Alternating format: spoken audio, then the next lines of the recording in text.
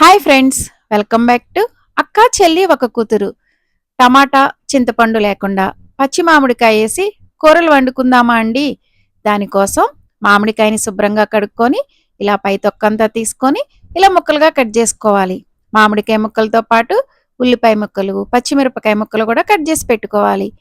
అన్ని ముక్కలు కట్ చేసుకున్నాం, కానీ మనం ఏం కూర వండుకుంటున్నామో చెప్పలేదు కదండి. వడియాల కూర అండి. పచ్చి మామిడికాయతో వడియాలు వేసి కూర అనమాట. దానికోసం స్టవ్ వెలిగించుకొని బాండీ పెట్టుకొని ఆయిల్ వేసుకొని ఆయిల్ కాగాక ఇలా వడియాల్ని మంచిగా ఫ్రై చేసుకోవాలండి. అలా ఫ్రై అయిన వడియాల్ని పక్కకు తీసుకోవాలండి. తర్వాత అదే బాండీలో కొంచెం జీలకర్ర వేసి అది ఫ్రై అయిన తర్వాత ఉల్లిపాయ ముక్కలు, ఇక్కడ నేను 2 కప్పులు ఉల్లిపాయ ముక్కలు వేసుకుంటున్నానండి. దాంతోపాటు పచ్చిమిరపకాయ ముక్కలు కూడా. ఇక్కడ బాండీలో ఆయిల్ కొంచెమే ఉందనుకోండి, ఇంకొంచెం ఆయిల్ వేసుకోవాలి. నాకున్న ఆయిల్ సరిపోతుందని ఆయిల్ వేయలేదనమాట. ఉల్లిపాయలు మంచిగా మగ్గటం కోసం ఉప్పు కూడా వేసుకొని ఉల్లిపాయలు మంచి కలర్ వచ్చే వరకు ఫ్రై చేసుకోవాలండి. మామూలుగా వడియాల పులుసు వండుకునేటప్పుడు చింతపండు పులుపు వేసుకుంటాం కదండి, కానీ మనం ఇక్కడ మామిడికాయలు వేస్తున్నాం. మరి పులుపు ఎలా తెలుస్తుందని అనుకుంటున్నారు కదా, దానికోసమని ఈ కొలత ఫాలో అయితే కరెక్ట్గా పులుపు సరిపోతుందండి. అవేంటో చెప్తాను, కానీ ముందు ఉల్లిపాయలు మగ్గాయి కదండి, మామిడికాయ ముక్కలు కూడా వేసుకొని స్టవ్ని సిమ్లో పెట్టుకొని మూత పెట్టుకొని మామిడికాయ ముక్కలను కూడా మగ్గించుకోవాలన్నమాట. ఇప్పుడు కొలత ఎలా అంటేనండి, 1 కప్పు వడియాలు తీసుకుంటే 2 కప్పులేమో ఉల్లిపాయ ముక్కలు తీసుకోవాలి, 1 కప్పు ఏమో మామిడికాయ ముక్కలు తీసుకోవాలి. అప్పుడు కరెక్ట్గా పులుపు సరిపోతుందండి. మామిడికాయ ముక్కలు కూడా మగ్గిపోయాయి కదా, ఇప్పుడు మనం ఫ్రై చేసుకున్న వడియాలు, దాంతోపాటు రుచికి సరిపడా కారం. ఇక్కడ పచ్చిమిరపకాయ ముక్కలు వేసిన కారం బాగానే వేసుకోవాలండి, ఎందుకంటే మామిడికాయ వేస్తున్నాం కదా, పుల్లగా ఉంటుంది కదా, అందుకేనండి. ఇక్కడ మీకు మామిడికాయ ముక్కలు కప్పు ముక్కలు ఎక్కువైపోతాయి అని డౌట్ వస్తే దాన్ని కొంచెం తగ్గించుకొని వేసుకుంటే సరిపోతుంది. మామిడికాయ ముక్కలు కూడా బాగా మగ్గిన తర్వాత ఇక్కడ నేను నీళ్లు పోస్తున్నానండి. ఎందుకంటే వడియాల పులుసు ఎలా ఉంటుందో మామిడికాయ వేస్తే కూడా అలా పులుసులాగా, అంటే గ్రేవీలాగా రావడం కోసమని నీళ్లు పోసి ఉడికించుకుంటున్నాను అనమాట. నీళ్లు పోసిన తర్వాత కొంచెం ధనియాల పొడి వేశానండి. ధనియాల పొడి కూడా వేయాల్సిన అవసరం లేదు, కానీ వేస్తే టేస్ట్ బాగుంటుందని వేశాను. దాంతోపాటు కొంచెం కొత్తిమీర కూడా వేసి ఒక్క ఉడుకు ఉడికించుకొని ఇంకా స్టవ్ ఆఫ్ చేసుకోవడమేనండి. అంతేనండి, వడియాలు మామిడికాయతో కూర అయిపోయింది. ఇంకా మనము వంకాయలతో కూర ఎలాగో చూద్దామనండి. ఇక్కడ నేను తెల్ల వంకాయలు తీసుకున్నానమాట. ఇక్కడ మనం మామిడికాయ వంకాయ కూర వండుకునేటప్పుడు కండ ఉన్న వంకాయలు, అంటే లావుగా ఉన్న వంకాయలతో కూర వండుకుంటే బాగుంటుందండి. ఇక్కడ నా దగ్గర తెల్ల వంకాయలు ఉన్నాయి కదా అని దాంతో వండుకున్నానమాట. ఇక్కడ నీళ్ళల్లో ఉప్పేసి ఇలా వంకాయ ముక్కలన్నీ కట్ చేసుకొని అందులో వేసుకోవాలి. వంకాయ ముక్కలు మరీ చిన్నగా ఉండకూడదు, మరీ లావుగా ఉండకూడదు. వీడియోలో చూపిస్తున్నా చూడండి, ఆ సైజు కట్ చేసుకుంటే బాగుంటుంది. వంకాయ ముక్కలను చూసారా ఎలా ఉన్నాయో? మామూలుగా మన దగ్గర దొరికే నల్ల వంకాయలతో చేసుకుంటే అలా గుజ్జు ఉండవు కదండి, అదే అండి కండ ఉండవు కదా. వాటితో పాటు ఇలా మామిడికాయ ముక్కలు, ఉల్లిపాయ ముక్కలు, పచ్చిమిరపకాయ ముక్కలు కట్ చేసి పక్కన పెట్టుకోవాలి.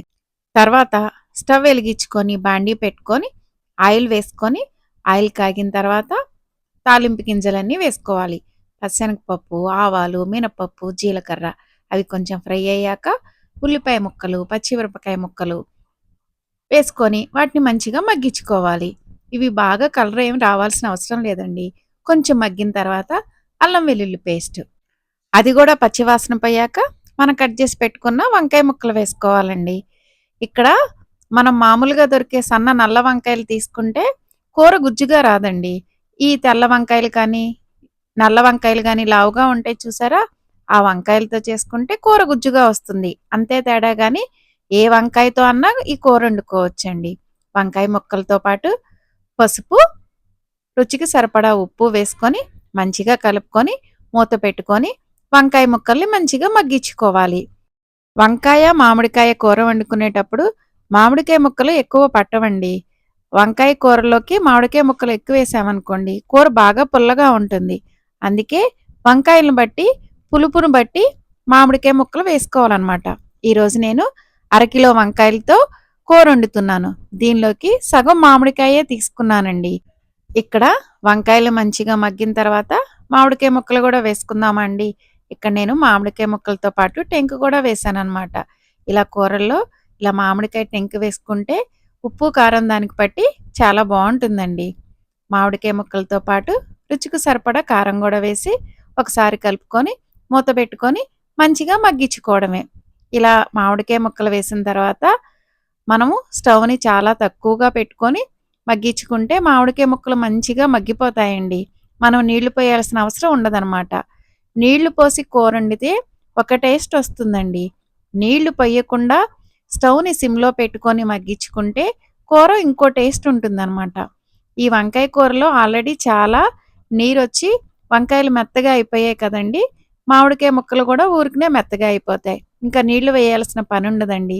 ఊరికనే మగ్గిపోతుందనమాట. ఇలాగ 2 మగ్గిపోయిన తర్వాత లాస్ట్‌లో కొంచెం ధనియాల పొడి వేసుకున్నాను. ధనియాల పొడి కూడా ఆప్షన్ అండి. కావాలంటే వేసుకోవచ్చు, లేకపోతే లేదు.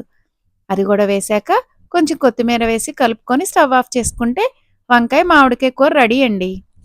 మీకిలా నచ్చదనుకోండి, అంటే ఇలా దగ్గరగా కూర అవ్వడం నచ్చదు, కొంచెం గ్రేవీలా కావాలనుకున్నారనుకోండి, ఈ టైంలో కొంచెం నీళ్లు పోసుకొని ఒక్క ఉడుకు ఉడికించుకుంటే వంకాయ, మామిడికాయ కూర రెడీ అవుతుందండి. అంతేనండి. వంకాయ, మామిడికాయ కూర రెడీ. ఇప్పుడు మనము ములక్కాయతో మామిడికాయ కూర వండుకుందామా అండి? దానికోసమని ఇలాగా అన్నిటిని ముక్కలుగా కట్ చేసుకోవాలి. మామిడికాయ ముక్కలు, ములక్కాయ ముక్కలు, ఉల్లిపాయ ముక్కలు, తర్వాత పచ్చిమిరపకాయ ముక్కలు. వీటన్నింటి ముక్కలు కట్ చేసుకొని పక్కన పెట్టుకొని తర్వాత స్టవ్ వెలిగించుకొని బాండీ పెట్టుకొని ఆయిల్ వేసుకొని ఆయిల్ కాగిన తర్వాత జీలకర్ర. ఇక్కడ మనం తాలింపు గింజలు ఏమీ వేయాల్సిన పని లేదండి. జీలకర్ర ఒకటి వేసుకుంటే సరిపోతుంది. అది మంచిగా ఫ్రై అయిన తర్వాత ఒకేసారి పచ్చిమిరపకాయ ముక్కలు, ఉల్లిపాయ ముక్కలు, ములక్కాయ ముక్కలు, దాంతోపాటు కరివేపాకు, రుచికి సరిపడా ఉప్పు వేసుకొని వీటన్నిటిని మంచిగా మూత పెట్టి మగ్గించుకోవాలండి. ఒకేసారి ములక్కాడ ముక్కలు, ఉల్లిపాయ ముక్కలు వేస్తే ములక్కాడ ముక్కలు మగ్గుతాయో లేవో అనుకుంటున్నారు కానీ ఉరికినే మగ్గిపోతాయన్నమాట. ఇంకా ఉల్లిపాయ ముక్కలు మంచిగా మగ్గిన తర్వాత అందులోకి కొంచెం అల్లం వెల్లుల్లి పేస్ట్ వేసుకొని దాన్ని కూడా మంచిగా ఫ్రై అవ్వనివ్వాలి. తర్వాత దానిలోకి మనం కట్ చేసి పెట్టుకున్న మామిడికాయ ముక్కలు, రుచికి సరిపడా కారం వేసుకొని మూత పెట్టుకొని ఇంకొంసేపు మగ్గించుకోవాలి. మామిడికాయ ముక్కలు ఊరికనే మగ్గిపోతాయండి. కూర తొందరగానే అయిపోతుంది. అయితే ఇక్కడ నేను కూర కొంచెం గ్రేవీలా కావాలని చెప్పి మామిడికాయ ముక్కలు మగ్గిన తర్వాత ఇలా కొన్ని నీళ్లు పోసుకున్నానండి. నీళ్లు పోసుకున్నాక ఒక్క ఉడుకు ఉడకనిచ్చుకుంటే ములక్కాయ కూర రెడీ అయిపోతుందండి. ఈ టైంలోనే ఉప్పు చెక్ చేసుకొని ఉప్పు ఏమైనా తగ్గితే ఉప్పు వేసుకొని ఒక్క ఉడుకు ఉడకనిస్తే సరిపోతుందండి. ఇలా మీకు నీళ్లు అవసరం లేదు, మాకు కూర దగ్గరగానే తింటామనుకుంటే నీళ్లు పోయాల్సిన అవసరం లేదండి. కొంచెం గ్రేవీలాగా కూర కావాలన్న ఉద్దేశంతో నేను కొంచెం నీళ్లు పోసాననమాట. మా వీడియోస్ ఎలా ఉన్నాయండి? నచ్చితే లైక్ చేయండి. మా ఛానల్‌ని సబ్స్క్రైబ్ చేసుకోకపోతే చేసుకోండి. Thanks for watching.